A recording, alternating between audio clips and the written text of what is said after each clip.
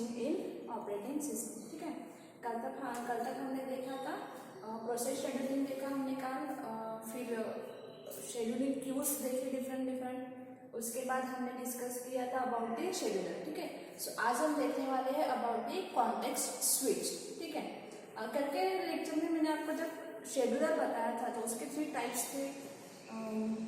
सबसे पहले था लॉन्ग टर्म, फिर मीडियम टर्म और फिर शॉर्ट टर्म। ठीक है, तो उसमें हमने डिस्कस किया था और एक डायग्राम देख के हमने डिस्कस किया था। तो वहाँ पे हमने देखा था कि जैसे मीडियम टर्म हम शेड्यूलर हम यूज़ करते हैं तो वो कब यूज़ करते हैं जब हमें कोई और प्रोसेस सीपीयू के पास आएंगी, तो जो पहले वाली प्रोसेस है अगर उसको हम स्विच कर रहे हैं, ठीक है, उसको शिफ्ट कर रहे हैं या फिर उस प्रोसेस को आईओ डिवाइसेस के पास स्विच होना है तब हम उसको स्विच करते हैं। ठीक है, सो ये जो कंसेप्ट है स्विच का उस वही रिलेटेड है टू दी कॉन्टेक्स्ट स्विचिंग। ठीक है, तो हम पहले डिस्कस करते हैं कि स्विचिंग क्या होता है।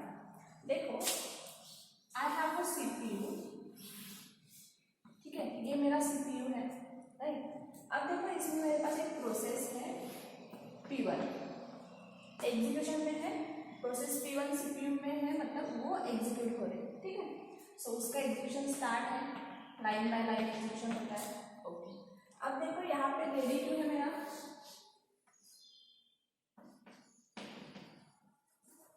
ये है रेडी क्यू। ठीक है, तो यहाँ पे है प्रोसेस P2 और यहाँ पे है प्रोसेस P3। ठीक है, ये पहले से एग्जीक्यूशन में है प्रोसेस P1, अब आई प्रोसेस P2। फिर मुझे पता चला जैसे ही सीपीयू या फिर ऑपरेटिंग सिस्टम को पता चला कि ये जो प्रोसेस P2 है, ठीक है, it has a higher priority than the P1। तो P1 एग्जीक्यूट तो हो रही है बट P2 को क्या है, हायर प्रायोरिटी है दैन P1।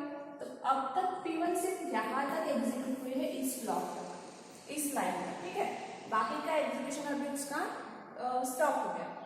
तो सीपीयू क्या करता है, सॉरी ऑपरेटिंग सिस्टम क्या करती है, या फिर शेड्यूलर जो होता है, हमने कल डिस्कस किया था। तो शेड्यूलर क्या करता है, शॉर्ट टर्म शेड्यूलर, वो P2 को पिक करता है और एग्जीक्यूशन में डालता है इन सीपीयू। तो यहाँ पे अभी आ गया P2 और जो P1 प्रोसेस थी, ठीक है, वो जाएगी वेटिंग में, राइट। अभी मैंने आपको बोला था कि P1 कहाँ तक एग्जीक्यूट हुई, इस पॉइंट तक। ठीक है, अब क्या हो गया, P2 आ गया क्योंकि P2 को हाई प्रायोरिटी है, तो P1 वेटिंग स्टेट में चली गई, मतलब वो वेट में चली गई। ठीक है, अब देखो P2 एग्जीक्यूट हो रही, P2 का एग्जीक्यूशन कंप्लीट हो गया, पूरा P2 एग्जीक्यूट होके खत्म हो गया। ठीक है, अब क्या होगा, P2 एग्जीक्यूट होके एंड हो गई। ठीक है, अब क्या है कि P1 जो है वो कहाँ थी, वेटिंग में, राइट। अब क्या होगा, P2 अगर P2 का एग्जीक्यूशन खत्म हो गया तो हम क्या करेंगे, ऑपरेटिंग सिस्टम क्या करेंगे या फिर शेड्यूलर क्या करेगा, P1 को वापस डाल देगा सीपीयू में फॉर द एग्जीक्यूशन, करेक्ट। अब यहाँ पे क्या आना चाहिए, P1। ठीक है, अब देखो हमने जब P1 को एग्जीक्यूट किया था तो उसका हाफ एग्जीक्यूशन कंप्लीट हुआ था, राइट। अब जब हम उसको वापस से डालेंगे P1 को एग्जीक्यूशन के लिए तो क्या होगा, वो फिर से एग्जीक्यूशन स्टार्ट कर देगा। तो मतलब यहाँ तक जब हमने कंप्लीट किया था उसका कुछ फायदा हुआ क्या, नहीं। वो क्या कर रहा है, फिर से P1 को स्टार्टिंग से एग्जीक्यूट कर रहा है, तो वो क्या हो गया, उसका टाइमिंग जो है एग्जीक्यूशन का वो बढ़ जाएगा, राइट। तो इससे पूरी ऑपरेटिंग सिस्टम ही मतलब उसमें प्रॉब्लम हो सकता है क्योंकि स्लो हो जाएगी सिस्टम, राइट। सीपीयू भी ज़्यादा टाइम के लिए एंगेज हो रहा है। ठीक है, तो इसके लिए सॉल्यूशन है एक, वो है कॉन्टेक्स्ट स्विचिंग का। ठीक है, इस जो प्रॉब्लम था इसके लिए सॉल्यूशन हमारे पास है, वो है कॉन्टेक्स्ट स्विचिंग। अभी देखो कॉन्टेक्स्ट मतलब क्या है, तो सबसे पहले देखो, जैसे मैंने आपको बोला था कि ये P1 एग्जीक्यूशन में है और ये यहाँ तक एग्जीक्यूट हो गई, हाफ प्रोसेस एग्जीक्यूट हो गई। इससे पहले हमने डिस्कस किया था प्रोसेस कंट्रोल ब्लॉक के बारे में, PCB। ठीक है, तो आपको पता है प्रोसेस कंट्रोल ब्लॉक क्या होता है ना, इसको हम ऐसे डिवाइड करते हैं। इसमें क्या होता है, पीसीबी में हर एक प्रोसेस का एक पीसीबी होता है, करेक्ट। हर एक प्रोसेस का प्रोसेस कंट्रोल ब्लॉक अलग होता है। तो इसमें क्या होता है, ये पूरे प्रोसेस के बारे में पूरी इंफॉर्मेशन हम कहाँ पे रखते हैं, प्रोसेस कंट्रोल ब्लॉक में। क्यों, देखो मैंने डिस्कस किया था तब यहाँ पे होता था कि यहाँ पे प्रोसेस स्टेट होती है, फिर अकाउंटिंग होता है, फिर होता है काउंटर होता है, राइट। सो ये सारे प्रोग्राम काउंटर होता है, फिर रजिस्टर्स होते हैं, सीपीयू रजिस्टर्स, फिर ओपन फाइल्स होती है, ठीक है। तो ये पूरी इंफॉर्मेशन अबाउट द प्रोसेस हम कहाँ पे स्टोर करके रखते हैं, पीसीबी में।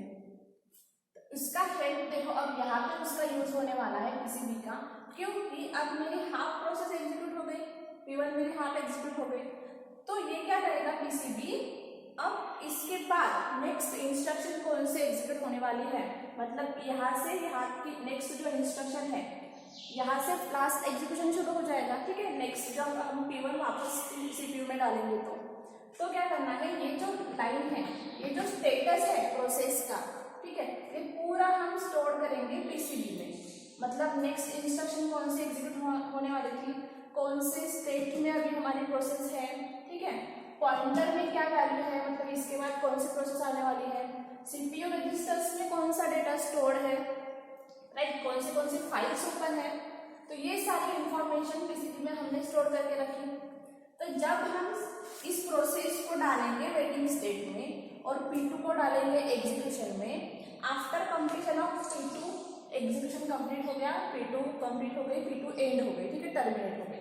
अब क्या होगा, P1 वापस से जाएगा सीपीयू में, राइट, तो सीपीयू में वो जाएगा वापस से, तो यहाँ से जो नेक्स्ट स्टेप है उसकी, यहाँ से एग्जीक्यूशन स्टार्ट होगा, ना कि फिर से, मतलब रिपीट नहीं होगा, ठीक है। सो जहाँ पे हमारा P1 का एग्जीक्यूशन स्टॉप हुआ था, वहीं से P1 का एग्जीक्यूशन स्टार्ट हो जाएगा, राइट। सो ये किसकी हेल्प से हो रही है, पीसीबी के। तो ये जो इंफॉर्मेशन हम स्टोर कर रहे हैं अबाउट द प्रोसेस, उसको हम कहेंगे कॉन्टेक्स्ट, ठीक है। सो इसको हम कहेंगे कॉन्टेक्स्ट। अब देखो कॉन्टेक्स्ट स्विचिंग का क्या मीनिंग होता है। तो ये जो इंफॉर्मेशन है हमने जो स्टोर करके रखी है पीसीबी फॉर दी हेल्प, मतलब क्या हो रहा है, इसके हेल्प से हम क्या कर रहे हैं, P1 को वापस से एग्जीक्यूट कर रहे हैं जहाँ से वो स्टॉप हुई थी वहां से।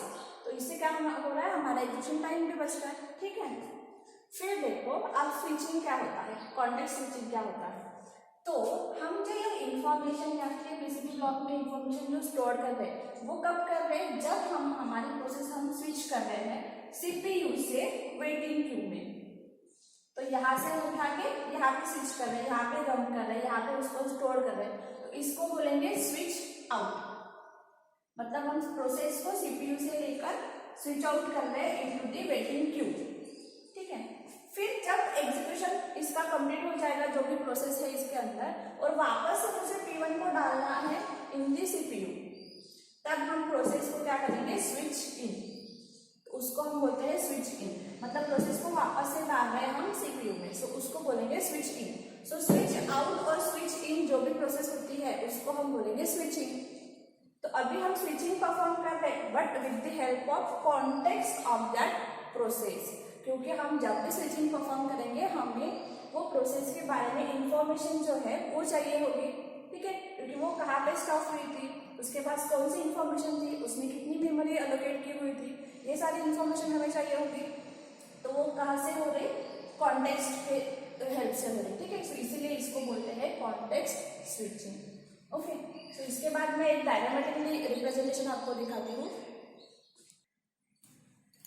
तो सी इन द डायग्राम, हम डायग्राम से एक्सप्लेन करके मैं आपको बताती हूँ व्हाट इज कॉन्टेक्स्ट स्विचिंग। अब देखो इस डायग्राम में हमारे पास है, सबसे पहले है प्रोसेस P1, उसके बाद है ऑपरेटिंग सिस्टम और उसके बाद है प्रोसेस P2, ठीक है।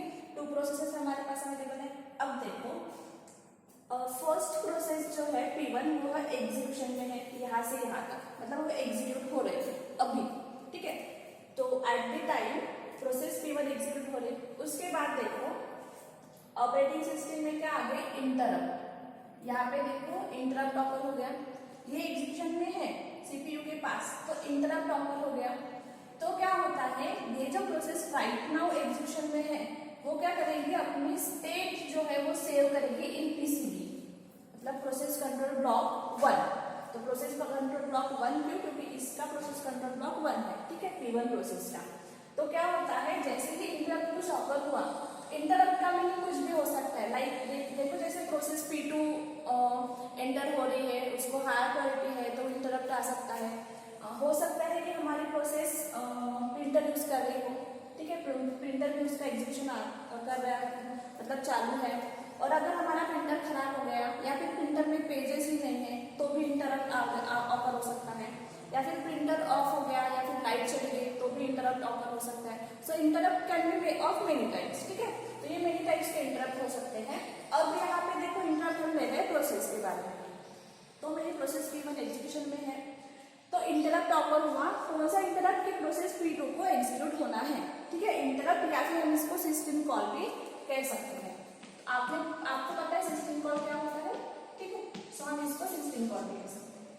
तो सिस्टम कॉल आई कि प्रोसेस P2 को सीपीयू में एग्जीक्यूट होना है, ठीक है, तो क्या करेगा ऑपरेटिंग सिस्टम, प्रोसेस P1 को स्टॉप कर देगा और क्या करेगा कि प्रोसेस P1 की जो भी स्टेट है अभी जब वो एग्जीक्यूशन में ना, हो सकता है कि प्रोसेस P1 सपोज ये है तो यहाँ से यहाँ तक वो एग्जीक्यूट हो गई और बाकी जो है वो रिमेनिंग है, तो ये जो स्टेट है उसकी वो कहाँ पे सेव कर देगा, PCB1 में, ठीक है। जैसे ही वो स्टेट PCB1 में सेव हो गई, अब क्या होगा कि जो प्रोसेस P2 है उसकी जो स्टेट है PCB, मतलब वो भी PCB ब्लॉक में सेव हुई होगी, ठीक है, तो वो जो स्टेट है प्रोसेस की वो आ जाएगी यहाँ पे, इन ऑपरेटिंग सिस्टम क्या करेगी, उसको सीपीयू में डाल देगी या फिर एग्जीक्यूशन में डाल देगी। तो हम क्या करेंगे, फ्रॉम PCB2 से जो प्रोसेस P2 की स्टेट है उसको रिलोड कर देंगे और उसका एग्जीक्यूशन स्टार्ट हो जाएगा। ये देखो यहाँ से यहाँ तक इतना टाइम प्रोसेस P2 को लग रहा है एग्जीक्यूशन के लिए। जैसे ही इसका एग्जीक्यूशन खत्म हो गया, वापस से क्या होगा कि ये जो प्रोसेस P2 की स्टेट है, अभी हो सकता है कि प्रोसेस P2 एग्जीक्यूट हो गई, कंप्लीट हो गई, ठीक है, तो अब जो स्टेट है उसकी वो क्या होगी, पूरी सेव होगी इन PCB2 में, वो सेव हो जाएगी, ठीक है। अब प्रोसेस P2 की भी स्टेट सेव हो गई तो उसका प्रोसेस टर्मिनेट हो गया, कंप्लीट हो गया, ठीक है। अब देखो हमारे पास वेटिंग में कौन सी प्रोसेस थी, प्रोसेस P1। अब क्या करेगा ऑपरेटिंग सिस्टम, वापस से P1 पे एग्जीक्यूशन स्टार्ट करेगा यहाँ से इतने टाइम के लिए, ठीक है, इतने टाइम के लिए। तो वो कैसे करेगा, क्या करेगा, वो रिलोड करेगा स्टेट फ्रॉम PCB1, मतलब हमने जो PCB1 में प्रोसेस P1 की स्टेट सेव करके रखी थी उसको रिलोड करेगा और वहीं से जहाँ पे प्रोसेस P1 स्टॉप हुई थी वहां से उसका एग्जीक्यूशन स्टार्ट हो जाएगा, ठीक है। फिर इतने टाइम के लिए वो एग्जीक्यूट हो रही, उसका भी एग्जीक्यूशन खत्म हो गया, ठीक है। सो यहाँ पे प्रोसेस P1 भी एंड हो जाएगी और यहाँ पे प्रोसेस P2 भी एंड हो गई। अब देखो ये जो टाइमिंग है इतना, जब प्रोसेस P1 एग्जीक्यूशन स्टॉप थी या फिर वेटिंग क्यू में थी, तब यहाँ से यहाँ तक का जो टाइम है तो प्रोसेस P1 क्या थी, आइडियल थी, ठीक है, या फिर हम इसको कह सकते हैं कि स्लीप पोजीशन में थी, मतलब वो कुछ भी नहीं कर रही थी, वेट कर रही थी सिर्फ प्रोसेस P2 का कंप्लीट होने का, ठीक है। और देखो यहाँ पे जब प्रोसेस P2 होल्ड पे थी या फिर वेट कर रही थी प्रोसेस P1 का या फिर ऑपरेटिंग सिस्टम का कि वो उसको CPU अलोकेट कर दे, तब प्रोसेस P2 की स्टेट में थी, आइडल स्टेट में, और जब P1 लास्ट का जो एग्जीक्यूट हो रहा है तब भी प्रोसेस P2 क्या है, आइडियल स्टेट में, ठीक है। सो ये है कॉन्टेक्स्ट स्विचिंग इन प्रोसेस, ठीक है, और ऑपरेटिंग सिस्टम। ऑल्सो हम कॉन्टेक्स्ट स्विचिंग, ये मैंने प्रोसेस के बारे में या फिर इन बिटवीन टू प्रोसेसेस आपको बताया, context switching in between process and IO devices में भी होता है, मतलब जब इनपुट आउटपुट डिवाइसेस प्रोसेस को रिक्वायर्ड है तब उस दोनों के बीच में जो स्विचिंग होता है उसको भी हम कॉन्टेक्स्ट स्विचिंग ही बोल सकते हैं, ठीक है। सो ये है कॉन्टेक्स्ट स्विचिंग के बारे में। Thank you.